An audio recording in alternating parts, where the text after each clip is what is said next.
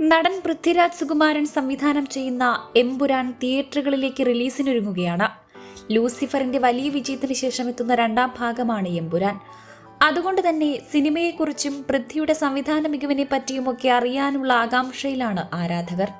ഇതിനിടയിൽ മകന്റെ പ്രണയത്തെക്കുറിച്ചും നടിമാരുടെ പേരിലുണ്ടായ ഗോസിപ്പുകളെ പറ്റിയും നടി കൂടിയായ മല്ലിക സുകുമാരൻ പങ്കുവച്ച കാര്യങ്ങൾ വൈറലാവുകയാണിപ്പോൾ.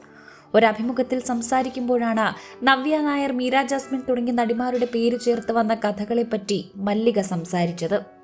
ആദ്യം നവ്യ നായരുടെ പേരിലും പിന്നീട് കാവ്യ മാധവൻ, സംവൃത സുനിൽ, മീര ജാസ്മിൻ എന്നിങ്ങനെ മലയാളത്തിലെ ഒട്ടുമിക്ക യുവതാരസുന്ദരിമാരുടെ പേരിനൊപ്പം പൃഥ്വിയുടെ പേര് കൂടി ചേർത്ത് കഥകൾ വന്നിരുന്നു.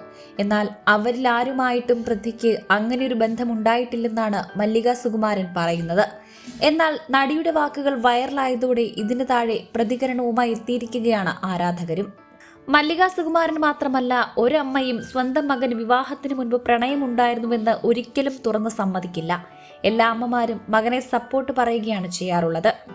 അല്ലെങ്കിൽ തന്നെ അമ്മമാർ അറിഞ്ഞുകൊണ്ടാണോ മക്കൾ പ്രേമിക്കുന്നത്? ഒന്നും അറിയാത്ത പാവം അമ്മമാർ അവർക്ക് വേണ്ടി വാദിക്കുന്നു. ഇവിടെയും അങ്ങനെയാണ് തോന്നുന്നത്.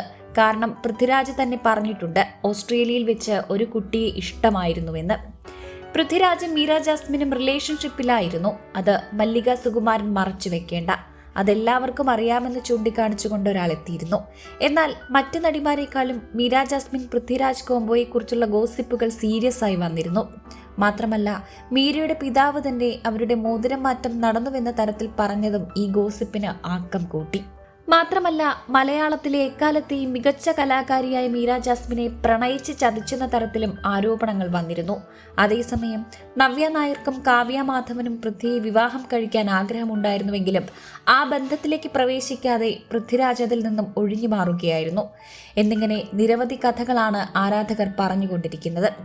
പൃഥ്വിരാജിനൊപ്പം നായികയായി ഏറ്റവും കൂടുതൽ പടങ്ങളിൽ അഭിനയിച്ചിട്ടുള്ളത് കാവ്യ മാധവനാണെന്നും ചിലർ ചൂണ്ടിക്കാണിച്ചിരിക്കുകയാണ്.